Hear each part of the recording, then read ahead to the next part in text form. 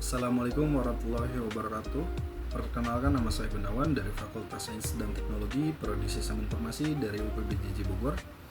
Di sini saya akan mengerjakan tugas 1 pemrograman berbasis web, yang dimana pada tugas ini yaitu pada soal tugas diminta untuk membuat sebuah aplikasi website sederhana untuk pemesanan bahan ajar di universitas terbuka yang dilakukan oleh UT daerah. Pada tugas ini mahasiswa berfokus pada proses pada front end tanpa menggunakan back end terlebih dahulu, sehingga data-data yang dibutuhkan tidak dibaca melalui database tapi melalui JS file yang akan dilampirkan bersamaan dengan tugas praktik ini. Untuk pada bagian nomor 1, yaitu pada bagian halaman login, terdapat 4 poin yang dimana input email dan password, tombol login. Yang ketiga, jika salah atau tidak sesuai, muncul pop-up yang berisi bahwa email atau password yang Anda masukkan salah. Yang keempat, terdapat tombol lupa password dan daftar yang dimunculkan dalam bentuk model box atau pop-up. Selanjutnya kita langsung saja pada bagian nomor 1, yaitu halaman login. Pada bagian halaman login ini saya menggunakan CSS dan Tailwheel, yang dimana Tailwheel digunakan untuk styling berbasis utility class, sehingga kita tidak perlu menulis banyak baris CSS manual. Dan pada bagian body, saya menggunakan teknik flexbox dengan kelas flex item. Hal ini memastikan bahwa form login akan selalu berada di tempat tengah layar secara vertikal maupun horizontal. Dan pada poin kedua, yaitu input email dan password. Pada bagian ini pengguna menginput data pada form. Selanjutnya sistem akan menjalankan logika verifikasi untuk memastikan apakah pengguna tersebut terdaftar atau tidak dalam data .js. Dan yang digunakan di sini pada ID login form sebagai identitas untuk form untuk diproses oleh JavaScript. Misalnya saat klik tombol login. Dan di sini tipe menggunakan email, berfungsi melakukan validasi otomatis agar input harus sesuai format sesuai contoh. Dan pada tipe password, berfungsi untuk keamanan visual dengan menyembunyikan karakter yang diketik menjadi titik-titik. Dan pada bagian required, atribut wajib yang mencegah form dikirim jika kolom email atau password masih kosong. Dan di sini ditambahkan placeholder untuk memberikan instruksi atau contoh pengisian di dalam kolom sebelum pengguna mengetik.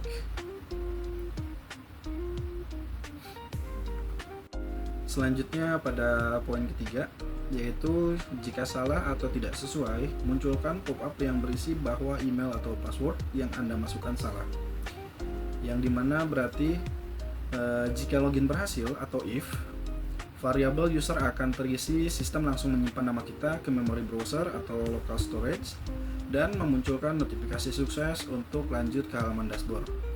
Dan jika login gagal atau jika data salah, variabel user kosong, akibatnya sistem masuk ke logika else yang memunculkan pesan error dan mengunci akses untuk tetap di halaman login. Selanjutnya kita langsung coba saja. Sekarang di sini saya akan mencoba langsung untuk memasukkan email dan password yang salah, seperti user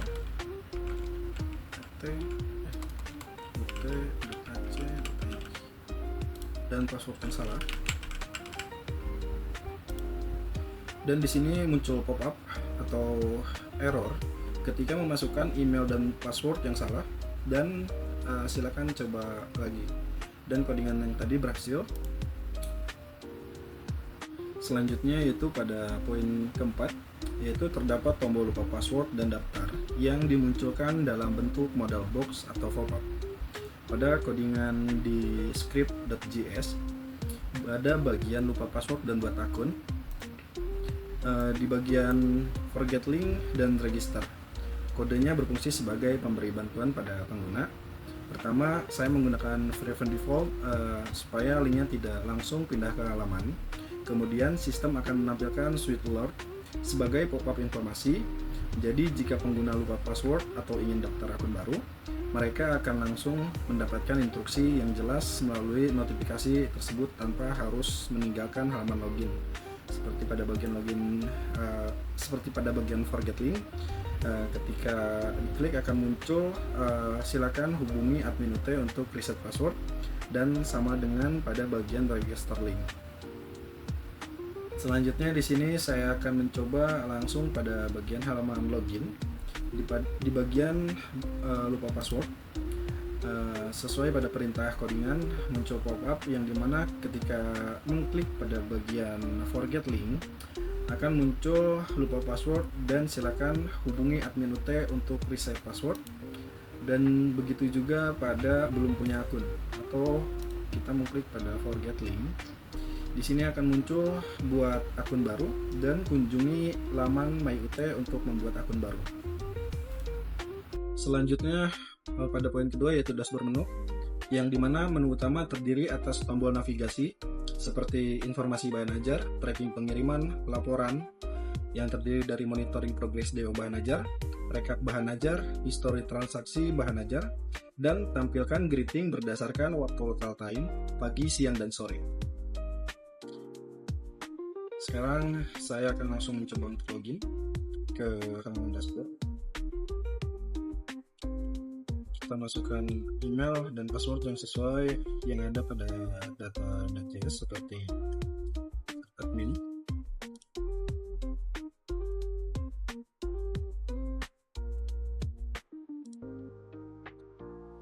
Dan pada halaman dashboard ini terdiri sesuai dengan tugas 1 yang dimana terdapat informasi bahan ajar, tracking pengiriman, laporan yang terdiri dari monitoring progres DO bahan ajar, rekap bahan ajar, dan histori transaksi, dan juga memunculkan selamat malam atau memunculkan greeting yang dimana mengikuti sesuai jam, karena saya di sini login pada jam 22 menit. Selanjutnya kita ke bagian VS Code yang dimana untuk codingan dashboard menu. Pada codingan ini kita menggunakan JavaScript untuk menampilkan savaan otomatis berdasarkan waktu dan data pengguna. Pertama kita mengambil elemen HTML dengan ID greeting menggunakan dokumen getElementBuild. Elemen ini nantinya akan digunakan untuk menampilkan teks sapaan di halaman. Selanjutnya dilakukan pengecekan menggunakan if greeting untuk memastikan elemen tersebut ada sebelum diproses lebih lanjut agar tidak terjadi error. Kemudian kita mengambil nama pengguna dari local storage dengan local storage get item nama user. Jika data nama tidak tersedia maka secara default akan digunakan teks admin sita. Setelah itu kita mendapatkan waktu saat ini menggunakan new date get hours untuk mengambil jam dalam format 24 jam. Berdasarkan nilai jam tersebut, jika menentukan sapaan waktu menggunakan kondisi sederhana, ternary operator, jika jam kurang dari jam 11 maka tampil atau muncul selamat pagi, dan jika kurang dari jam 15 maka selamat siang, kalau kurang dari jam 19 maka selamat sore. Selain itu akan ditampilkan selamat malam. Dengan cara ini, sistem dapat menampilkan sapaan yang dinamis sesuai waktu dan nama pengguna secara otomatis. Dan selanjutnya pada bagian ketiga atau poin ketiga, pada dashboard menu yang terdiri dari input nomor dari value order, yaitu ketika tombol cari ditekan, tampilkan nama mahasiswa. Status pengiriman dapat disimulasikan dengan progress bar, warna tabel atau list sesuai dengan kemampuan dan kreativitas teman-teman. Detail ekspedisi, tanggal kirim, jenis paket, dan total pembayaran. Selanjutnya di bagian codingannya yaitu halaman tracking. Codingan ini bekerja melalui 4 tahap utama.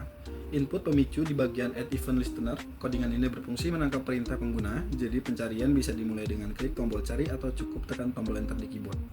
Untuk pembersihan data di baris stream, program otomatis menghapus spasi yang tidak sengaja terketik agar pencarian lebih akurat.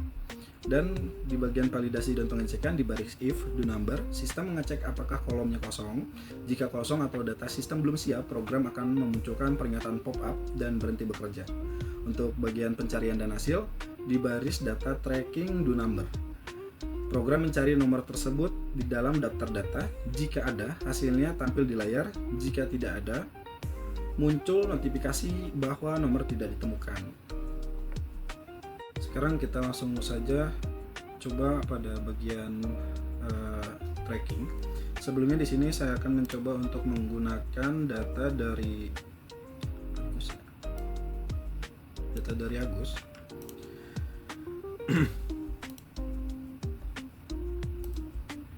Dan sekarang kita sudah di halaman dashboard. Kita langsung saja ke bagian tracking pengiriman. Di sini kita akan mencoba memasukkan nomor DO, tetapi saya di sini akan mencoba untuk memasukkan nomor yang salah. Dan di sini muncul error dan muncul data tidak ditemukan atau nomor DO tidak tersedia. Selanjutnya kita langsung saja. Di sini muncul data dari Agus dengan detail pengiriman, nama penerima Agus Pranoto, tanggal kirim, total biaya, ekspedisi, dan kode paket. Dan di sini juga ada riwayat perjalanan sesuai dengan pada tugas 3 tampilan. Selanjutnya untuk poin terakhir yaitu poin keempat, informasi stok bahan ajar menampilkan secara dinamis dari data dummy pada data.js di variabel konstanta data bahan ajar. Terdapat fitur untuk menambahkan baris stok baru menggunakan JavaScript DOM. Dan untuk codingan stok bahan ajar yaitu terdapat di stock.html, yang dimana pada codingan ini yaitu pada bagian container form. Bagian ini berfungsi sebagai wadah utama yang menampung seluruh form input. Tujuannya agar tampilan lebih rapi seperti sebuah kartu atau box terpisah dari elemen lain. Untuk bagian judul form, bagian ini digunakan untuk menampilkan judul halaman tambah stok baru. Fungsinya agar pengguna langsung mengetahui bahwa halaman ini digunakan untuk menambahkan data stok. Bagian form input ini adalah bagian utama tempat pengguna memasukkan data. Semua input yang diisi akan diproses dan disimpan melalui form ini. Dan input data, bagian ini terdiri dari beberapa isian, yaitu kode bahan ajar, nama bahan ajar, jumlah stok, dan lokasi penyimpanan. Semua data ini penting untuk mendata barang secara lengkap dan terstruktur. Bagian upload cover, bagian ini digunakan untuk mengunggah gambar cover buku atau bahan ajar. Fungsinya agar data tidak hanya berbentuk teks, tapi juga memiliki visual pendukung. Dan tombol simpan, tombol ini berfungsi untuk menyimpan semua data yang sudah diisi ke dalam sistem. Setelah ditekan, data akan masuk dan bisa ditampilkan di tabel. Dan pada bagian tabel data stok, bagian ini digunakan untuk menampilkan seluruh data yang sudah disimpan. Data ditampilkan dalam bentuk tabel agar lebih mudah dibaca dan dipantau. Selanjutnya di sini saya akan langsung mempraktikkan pada bagian stok bahan ajar. Kita langsung saja.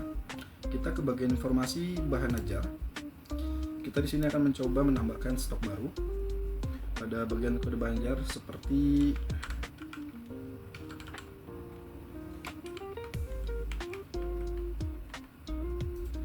untuk nama bahan ajar yaitu ilmu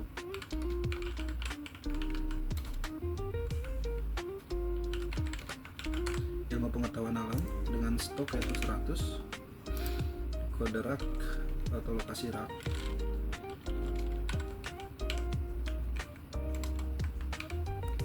dan di sini kita upload cover.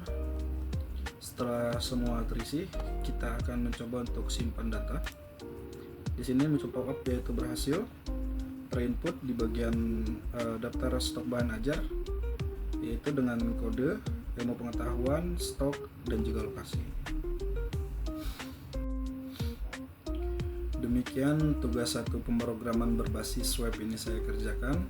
Mohon maaf bila mana ada kekurangan, dan terima kasih untuk yang sudah menonton. Wassalamualaikum warahmatullahi wabarakatuh.